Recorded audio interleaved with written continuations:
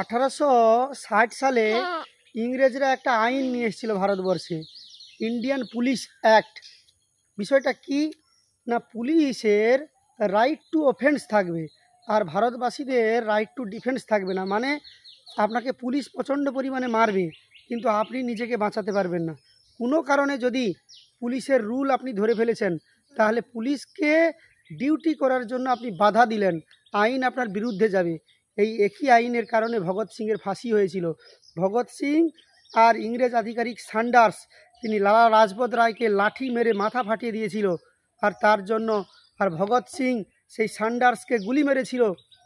তার জন্য ভগৎ সিংকে কারারুদ্ধ করা হয়েছিল এবং কারাগারে যারা দেখা করতে গিয়েছিল ভগৎ সিংয়ের সঙ্গে, ভগৎ সিং বলেছিল যে আমি তো মারা যাব, আমি তো শহীদ হয়ে যাব, কিন্তু আপনারা মনে রাখুন ভারতবর্ষ স্বাধীন হলে প্রথমে কাজ হবে আমাদের এই ইংরেজের নিয়ম মানে আইন এটাকে বন্ধ করা।